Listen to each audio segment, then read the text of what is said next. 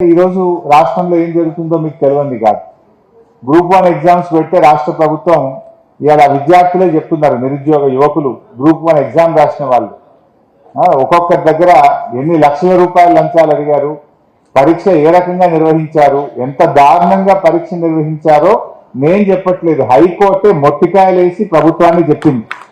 ఇంత నిర్లక్ష్యంగా గ్రూప్ 1 నిర్వహిస్తారా అని చెప్పి హైకోర్టు మొట్టికాయలు వేసినా ఇంకా ఈ ప్రభుత్వానికి బుద్ధి రాలేదు, సోయి రాలేదు. ఇంకా దాని మీద అప్పీల్కి పోతామంటున్నారు. ఇంకా ఏ ముఖం పెట్టుకొని అప్పీల్ పోతారు? ఇవాళ నిరుద్యోగ యువకులు బయటకు వచ్చి పలానా మంత్రులు పలానా అధికారులు మమ్మల్ని లక్షల రూపాయలు అడిగారని చెప్పి వాళ్ళే నేరుగా ఆరోపణలు చేస్తున్నారు.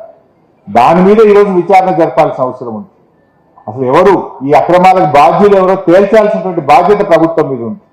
నిజంగా తప్పు చేయకపోతే ముఖ్యమంత్రి వెంటనే దీని మీద సిట్టింగ్ జడ్జితో విచారణ జరపాలి, తప్పులు జరిగిన వారి మీద కఠిన చర్యలు తీసుకోవాలి, అవినీతికి పాల్పడిన వారిని వెంటనే శిక్షించాలి. కానీ దానికి ముందుకు పోకుండా తప్పులను సరిదిద్దకుండా ఇంకా అప్పీల్కి పోతాం, ఇంకా దాచుకునే ప్రయత్నానికి ఇలా రేవంత్ రెడ్డి పాల్పడతా ఉన్నారు. ఆ రోజు చెప్పిందేమో మొదటి ఏడాదిలోనే 2 లక్షల ప్రభుత్వ ఉద్యోగాలు ఇస్తామన్నారు. ఇప్పుడు 2 ఏళ్ళు అయింది కదా, మరి ఎక్కడ పోయినాయి 2 లక్షలు? ఫుల్ పేజ్ యాడ్స్ ఇచ్చింది అన్ని పేపర్లలో, ఏ పేపర్ చూసినా మొదటి సంవత్సరమే 2 లక్షల ఉద్యోగాలు. రాహుల్ గాంధీని ఆయన రేవంత్ రెడ్డిని నమ్మటట్లేడని ఢిల్లీకి రాహుల్ గాంధీని తెచ్చి అశోక్ నగర్ సెంట్రల్ లైబ్రరీలో కూర్చోబెట్టి ఆయనతో చెప్పించే ప్రయత్నం చేశారు. ఇది నా మాట, ఇది గాంధీ మాట అన్నాడు. మరి గాంధీ మాట ఏడవైందో, రేవంత్ రెడ్డి మాట ఏడవైందో? 2 లక్షల ఉద్యోగాలు కాదు కదా, ఇందాక మా సీనన్న చెప్పినట్టు 10,000 కూడా ఇవ్వలే. అన్ని కేసీఆర్ గారు. ఇప్పుడు 20,000 పోలీస్ కానిస్టేబుల్ ఉద్యోగాలు. ప్రిలిమినరీ పరీక్ష పెట్టింది కేసీఆర్ గారు, ఫైనల్ పరీక్ష పెట్టింది కేసీఆర్ గారు, ఫిజికల్ టెస్ట్ చేసింది కేసీఆర్ గారు, ఫలితాలు ఇచ్చింది కేసీఆర్ గారు, కాయిదాలు పంచింది రేవంత్ రెడ్డి. ఇది నేను ఇచ్చిన అంటాడు. అంతకు మించి అసలు నీ హయాంలో నోటిఫికేషన్ ఇచ్చింది ఎక్కడా, నువ్వు ఉద్యోగాలు ఇచ్చింది ఎక్కడా? ఎక్కడ పోయి 2 లక్షలు చర్చ పెట్టి అసెంబ్లీ లాంటి అసెంబ్లీ పెట్టాడు. ఏం చెప్పింది? జాబ్ క్యాలెండర్ అని చెప్పింది. జాబ్ క్యాలెండర్ జాబ్లెస్ క్యాలెండర్ అయిపోయింది. మేము గట్టిగా అసెంబ్లీలో పట్టు పెడితే ఓ రోజు ఒక కాగితం పెట్టింది టేబుల్ మీద, చర్చ పెట్టకుండా అసెంబ్లీ వాయిదా వేసుకొని పోయింది. పోనీ అదన్నా అమలు చేసిందా అంటే ఆ జాబ్ క్యాలెండర్ లో ఇచ్చిన డేట్లలో ఈ రోజు వరకు ఒక్క నోటిఫికేషన్ కూడా రాలేదు. Not even single notification. Job calendar కాస్త జాబ్లెస్ క్యాలెండర్ అయిపోయింది. సో ఈ రకంగా నోరుంది కదా అని గాయి పెట్టుడే తప్ప ప్రజలకు ఇచ్చిన హామీలు ఒక్కటి కూడా అమలయ్యే పరిస్థితి లేదు. ప్రియాంక గాంధీతో హుస్నాబాద్ లో చెప్పించారు, నిరుద్యోగ యువతకు నెలకు 4,000 భృతి ఇస్తామన్నారు. నిరుద్యోగ భృతి లేదు, జాబ్ క్యాలెండర్ జాబ్లెస్ క్యాలెండర్ అయిపోయింది. 2 లక్షల ఉద్యోగాలు కాస్త గాలి మాటలు అయిపోయింది. అన్ని మోసాలు.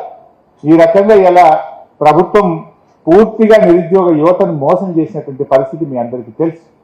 But what ever it is, దాని గురించి మేము పోరాడతాం, అసెంబ్లీలో ప్రశ్నిస్తాం, తప్పకుండా మీ తరఫున మా శాయశక్తిలో మేము కృషి చేస్తాం. ఇవాళ ఈ ప్రభుత్వం పాజిటివ్ డైరెక్షన్ కంటే నెగటివ్ డైరెక్షన్ లో ఎక్కువ పోతా ఉంది. ప్రజలకు ఇప్పుడిప్పుడే అర్థమవుతా ఉంది. But what ever it is, రాజకీయాలు ఎప్పుడు ఉంటాయి. నాకు మీ భవిష్యత్తు ముఖ్యం, అదేదో మేము చూసుకుంటాం. మీరు బాగుండాలి, మీ ఆలోచన విధానం పాజిటివ్ డైరెక్షన్ లో వెళ్ళాలి. అందువల్ల ఇలాంటి జాబ్ మేళాలు ఇంకా కూడా పెడతాం, మరిన్ని జాబ్ మేళాలు కూడా ఏర్పాటు చేస్తాం. ఈసారి కొన్ని కంపెనీలు వచ్చాయి, సో భవిష్యత్తులో ఇంకా కొన్ని కంపెనీలు కూడా తీసుకొస్తాం. సో మొన్న నేను లండన్ పోయినప్పుడు కూడా మన ఐటీ టవర్ లో ఒక 4-5 కంపెనీలు పెట్టాలని చెప్పి అక్కడ ఉన్న మన తెలంగాణ బిడ్డలతో నేను మాట్లాడాను. వాళ్ళు కూడా మేము ముందుకు వస్తాం, సిద్దిపేట ఐటీ టవర్ లో మా కంపెనీని ఏర్పాటు చేస్తామని కూడా చెప్పారు. సో దాన్ని నేను ట్రై చేస్తూనే ఉంటాను తప్పకుండా. అక్కడ ఒక 4-5 కంపెనీలు వస్తే ఇంకో 300-400 మంది మన పిల్లలకు, సిద్దిపేట బిడ్డలకు అవకాశం దొరికే అవకాశం. ఇప్పుడు మొన్న నేను యూకే పోయినప్పుడు ఎయిర్పోర్ట్ లో ఒక అబ్బాయి కలిసినాడు, సిద్దిపేట అబ్బాయి.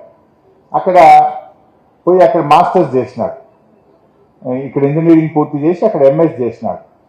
ఎంఎస్ చేస్తూ అక్కడ చిన్న జాబ్ చేస్తున్నాడు, షాప్ లో జాబ్ చేస్తున్నాడు, చిన్న ఎయిర్పోర్ట్ లో ఉండే షాప్ లో జాబ్ చేస్తున్నాడు. నన్ను చూసి గుర్తుపట్టి వెంటనే ఉరికొచ్చినాడు నా దగ్గర.